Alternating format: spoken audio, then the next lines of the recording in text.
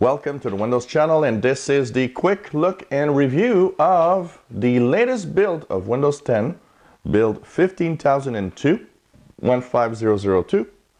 Was released yesterday, Monday, January 9th, and it took time before I did the update. I had a lot of problems with the install. Actually, the install went well, but after, when I went on the desktop, it didn't work well, and I had not read what are the issues right now.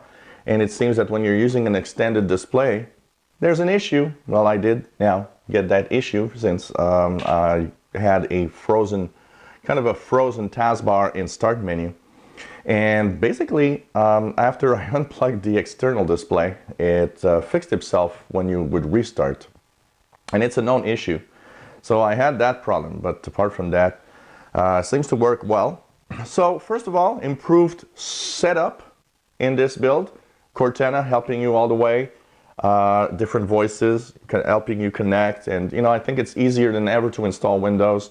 I mean, installing Windows was something that was kind of complex up to Windows 7. Windows 8 improved upon it. Windows 10 is improving a lot upon this. There's very little to do, actually. And with the help of Cortana, actually, sending you through the steps, and you can actually even, use voice commands. Pretty cool. Now, if you've come from build 14986 and jump to 15002, I can tell you there's a lot of changes here. Some, of course, that you've seen in the leaked version that I've actually did a review on, but this is a really, really interesting version. So what's in this build? Well, this is, of course, the latest build of the Creators Update. It was held for a while. They didn't release it last week. And now it's here. It will, of course, be the latest, and it's one of the most feature-rich, builds that have been sent. So first of all, of course, welcome, change, start menu. Folders are available. So say I want to group these 4 games together here. I just take one, hold, slide it on the other tile, and here we go. We have now 2 tiles. Let's put another one here. Here we go. 3. Here we go. Another one here. And there we go. I've packed some of the games in a folder. So now you can do folders. Pretty cool. Folders that will, of course, help you manage and make your desktop kind of better and less cluttered. Mostly your start menu. So this is really nice. You can now, of course, just, slide tiles and have really cool folders in the start menu. One of the things that's improved upon also is the sharing experience. So every app that you're using, of course, has the possibility to share. So every, of course, time you would go onto a article on Edge, or maybe you were in an email in your mail app, stuff like that, what you would have is that you would have this little share icon that you can actually use. Now, the share icon had one major issue, is that it would actually kind of open up a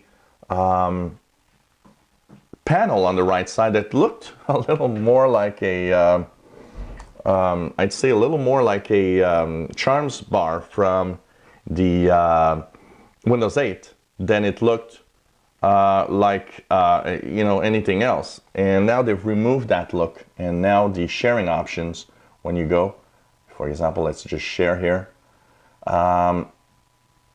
actually now a new little panel that actually opens in the center of your screen with all the apps that you can use to share depending on what you're using.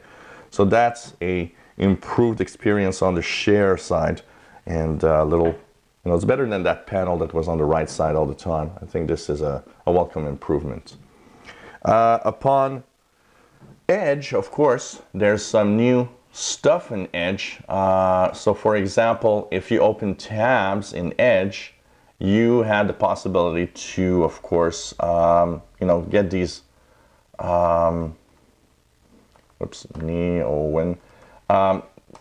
you would the possibility, of course, everybody, I use tabs a lot, and every time there's tabs, and by the way, the sluggishness of the internet connection is normal here.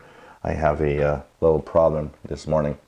So basically, every time you open tabs, that tab, of course, you now have two options on the upper left here, which is you can set these tabs aside, and you can also set, let's take a little page that's not too problematic here, and see, maybe I should reconnect.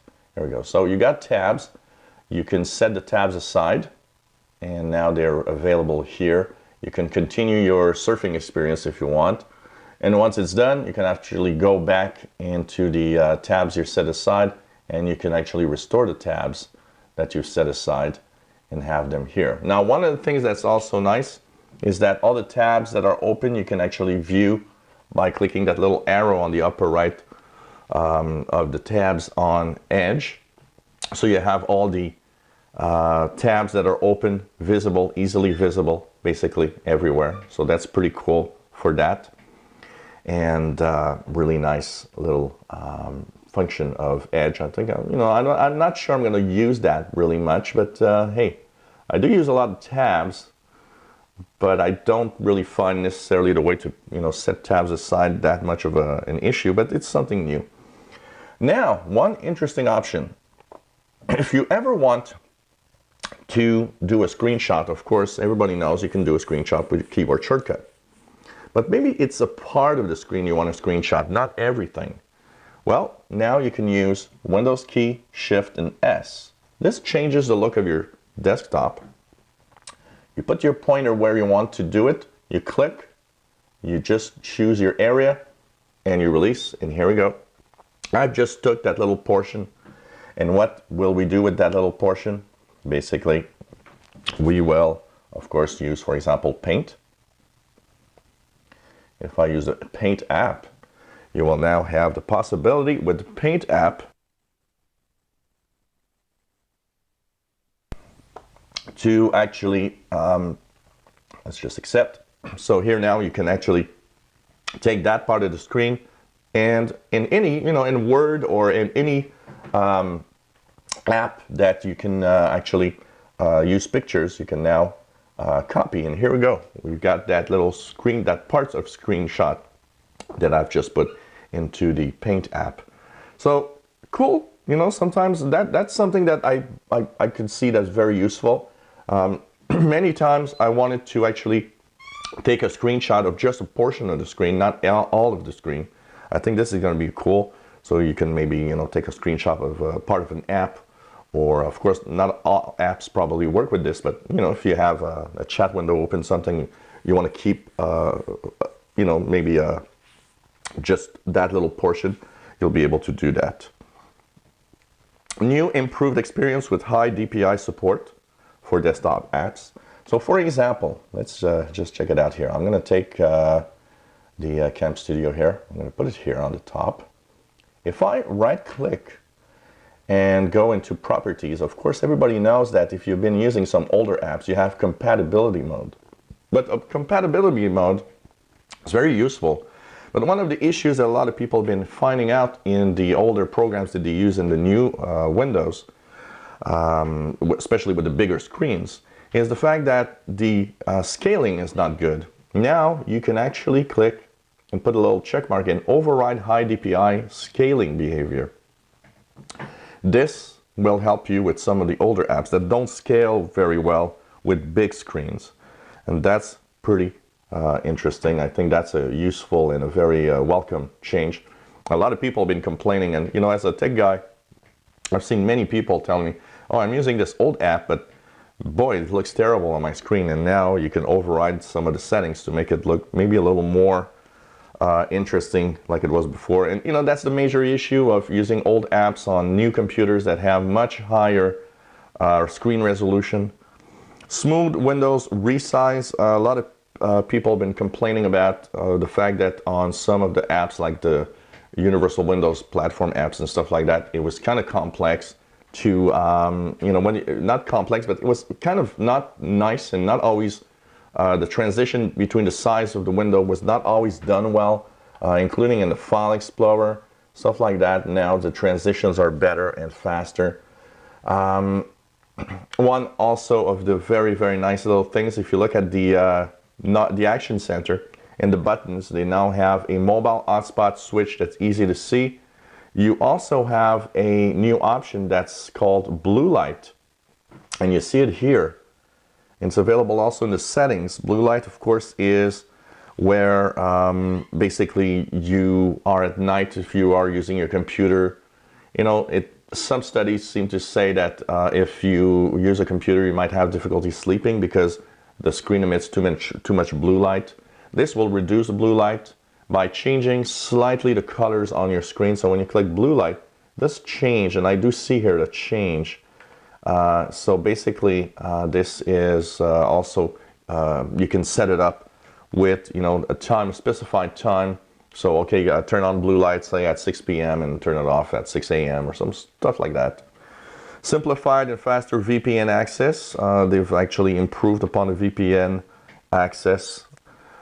Interesting thing that a lot of people will love, if you go into your updates, this is something a lot of people have been wanting. Update and security. You can go into the advanced options, and here in the advanced options you have pause updates. You can turn this on, and you see here you can pause updates until the 14th of February 2017. This is something that a lot of people wanted. You can pause updates up to 35 days. It's sad that in the home version they didn't do it, but in the pro version and in the enterprise versions, one of the things that's cool is that you can actually also say, you know what, I don't want to have any of the driver updates. You see here, there's a little check mark, include driver updates. You can remove that check mark and say, no driver updates. A lot of people have been having issues with that. Look at here, update status. New little icon, little green check mark that says, yep, you're updated. Easier way of actually seeing that you're updated. So that's pretty cool. If you are in Chinese, you will now have the lunar calendar options support in the taskbar. Windows Ink improvements, all sorts of Windows Ink improvements, including, you know, the workspace, the sketchpad, screen sketch, everything. Things are improved upon. So this is also something that a lot of, you know, that's still being worked on, basically. So anything about the workspace is, you know, slowly being improved, and things are working better. They're adding, you know, new functionalities, new way of doing things also. So that's, you know, part of the experience of Windows 10 for the Creators Update. Cortana will have specific commands for different apps. So now when you actually, not only you can, for example, use Cortana in launch apps to do things, you can say, for example, hey Cortana, launch TuneIn Radio, or, you know, hey Cortana, play Christmas music through TuneIn Radio, or play rock music through TuneIn Radio. It will do it for you. And there are many apps that have specific commands that will be available. So this is going to be an interesting feature, because, you know, many apps do require very specific commands to these apps, and that's going to be cool. There's some keyboard shortcut changes for invoking Cortana. So to put Cortana in listening mode, this is Windows C now.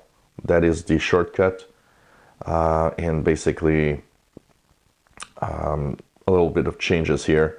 Of course, more interesting out-of-the-box experience. Like I was saying at the beginning, Cortana helps you all the way through the setup and everything. That's pretty cool. There's Braille support now that is included in Windows 10 with the Creators Update. Narrator and narrator shortcuts. So narrator is improved. A lot of people, you know, but narrator always been a little clunky. It's getting better because they're really improving upon the fact that it now knows a lot more where it is on the screen and how it needs to work. Improve legibility of Universal Windows apps in eye contrast. That was one of the problems also. People using eye contrast mode were often saying, well, you know what, the the screen doesn't look right. Things don't look right in this mode of eye contrast. You know, so if you have some disability and you have difficulty reading, a lot of people can use, you know, the eye contrast mode to have a better view of the screen. A lot of apps didn't work very well with that.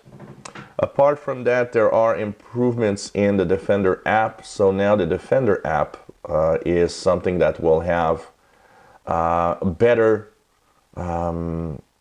interface and better, you know, and it's still a work in progress, by the way. Continue to make improvements in the new Windows Defender app. Now you'll have new options to run a quick, advanced, or full scan. Device performance and health will actually be given. So like some antivirus do, you'll have some reports of, oh, your computer's running slow, maybe you should do this or that. Family option with visual improvements. Settings page and change configuration of the app, learn more about it. And general bug fixes and stuff like that. You'll also have the possibility to refresh Windows within this app. It's still a work in progress, so things are coming slowly. You'll have, if you have a multi-gesture touchpad, a possibility to adjust volume by using 3 or 4 finger swipes. New polished touchpad settings page. In my case, it's still the same because nothing, you know, I don't have a really complex, this is an older computer, so the touchpad experience is not as good, or, you know, it's kind of different basically than from a lot of other computers or more modern computers. So if you go to devices, for example, and you go to the touchpad here, I don't have a lot of settings. If you have, you know, a multi-touch and more modern touchpads, you'll have more options.